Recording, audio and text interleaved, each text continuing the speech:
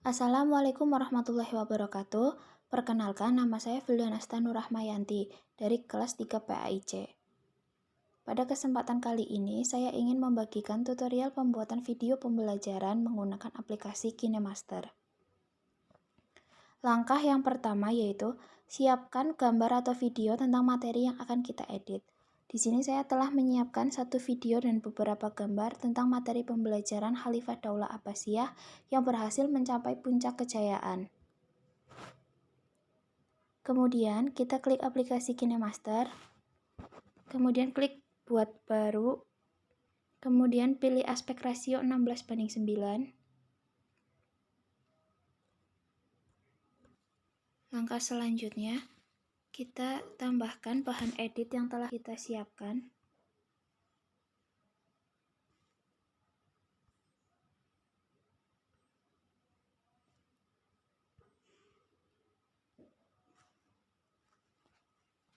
Kemudian saya akan menambahkan video pada salah satu gambar. Caranya, klik bagian tersebut.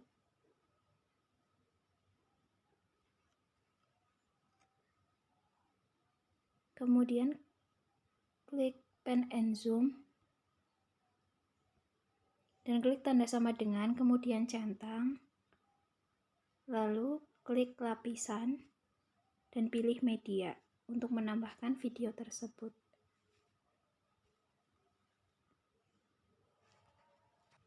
Kemudian sesuaikan ukuran video tersebut. Untuk mengatur frame gambarnya, kita gunakan filter pan and zoom.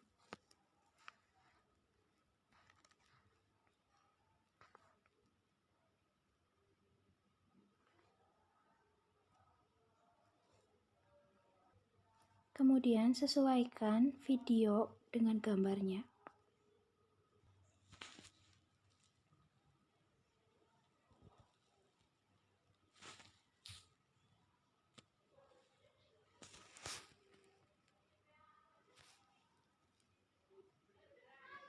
Kemudian untuk menambahkan audio, klik audio, kemudian cari audio yang akan ditambahkan.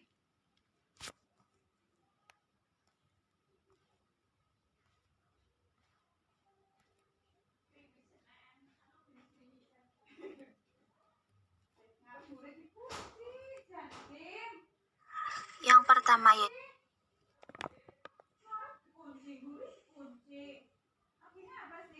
kemudian sesuaikan audio dengan gambarnya.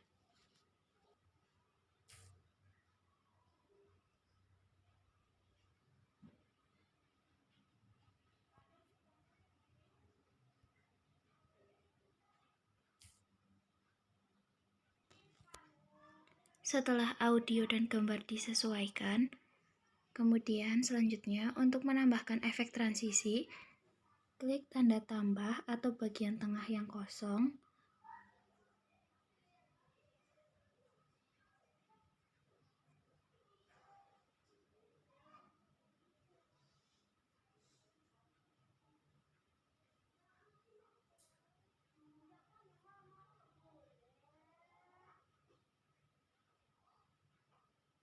Kemudian klik klip grafis, lalu pilih efek transisi yang kita inginkan.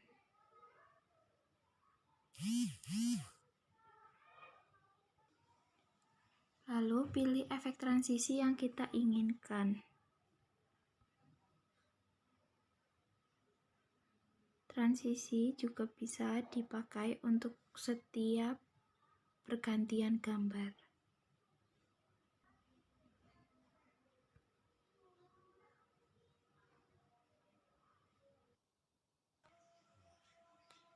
Setelah selesai menambahkan transisi, ini adalah hasil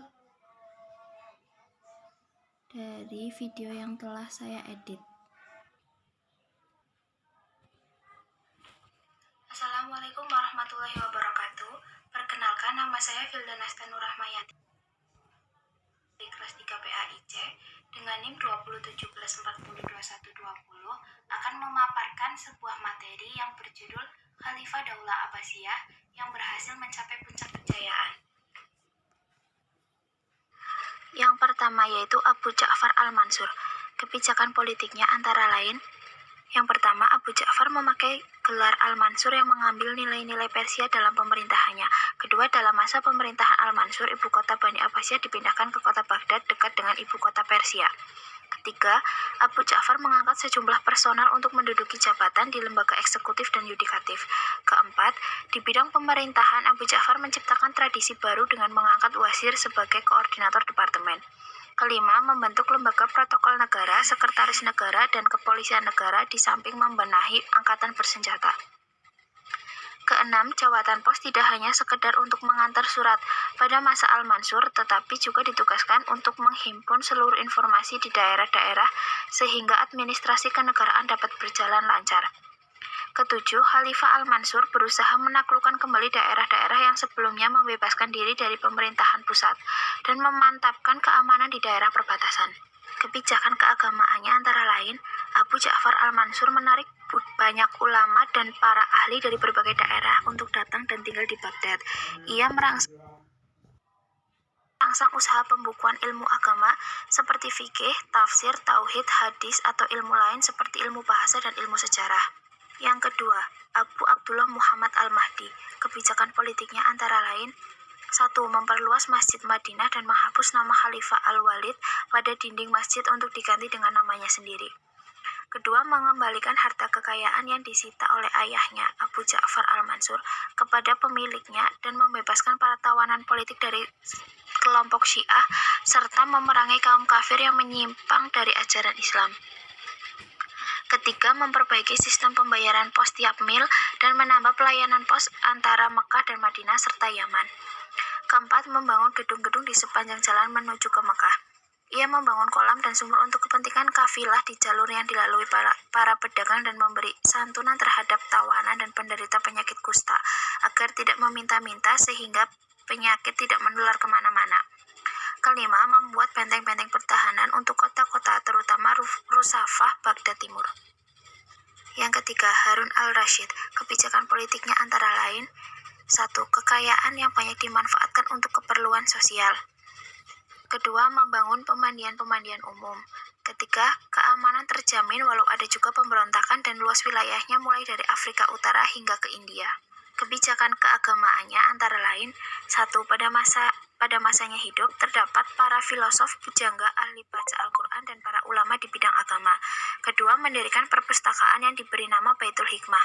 Di dalamnya, orang dapat membaca, menulis, dan berdiskusi.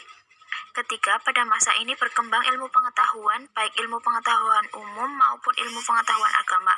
4. Mazhab fikih tumbuh dan berkembang pada masa ini. Keempat, Khalifah Harun al-Rashid menunaikan ibadah haji setiap tahun yang diikuti oleh keluarga dan pejabat-pejabatnya, serta para ulama dan berderma kepada fakir miskin. Yang keempat, Khalifah al-Ma'mun. Kebijakan di berbagai bidang baik ilmu agama maupun ilmu umum. Yang pertama, penerjemahan buku-buku asing. Kedua, mendirikan Baitul Al-Hikmah di Baghdad yang menjadi pusat penerjemahan yang berfungsi sebagai perguruan tinggi dengan perpustakaan yang besar. Ketiga, secara resmi menyatakan faham Mu'tazilah sebagai aliran resmi negara. Faham ini ditolak oleh salah satu pendiri mazhab, Imam Ahmad bin Hanbal. Yang kelima, Al-Mu'tasim. Kebijakan politiknya antara lain, 1. Ibu kota pemerintahan dipindahkan dari Baghdad ke Samarra, sebelah utara Baghdad. Kedua, melakukan perubahan sistem ketentaraan. Ketiga, praktek orang-orang muslim mengikuti perang sudah berhenti. Keempat, tentara dibina secara khusus menjadi prajurit-prajurit profesional. Keenam, Wasik bin Mu'tasim. Dia menunjukkan ketertarikan dalam belajar, sehingga dialah pelindung besar para sarjana, seperti seniman. Ia termasyhur karena bakat musiknya sendiri dan dianggap telah menyusun lebih dari 100 lagu. Yang ketujuh, Al-Mutawakil. Kebijakan politiknya antara lain membagi wilayah kekuasaan menjadi 3. Wilayah barat diberikan kepada Al-Muntansir, wilayah timur diberikan kepada Al-Musta'in, Syam diberikan kepada Al-Mu'taz. Kebijakan keagamaannya antara lain membatalkan aliran Mu'tazilah sebagai aliran resmi negara digantikan dengan kepercayaan Sunni sebagai agama. Demikian pemaparan materi pembelajaran PAI mengenai Khalifah Daulah Abbasiyah yang berhasil mencapai puncak kejayaan. Langkah yang terakhir yaitu kita simpan video tersebut.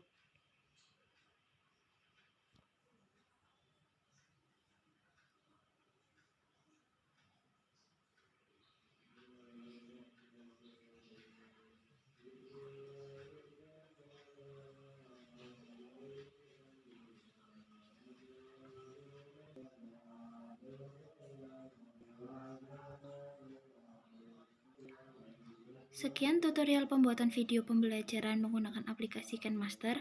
Apabila dalam penyampaian ada kesalahan, saya mohon maaf. Wassalamualaikum warahmatullahi wabarakatuh.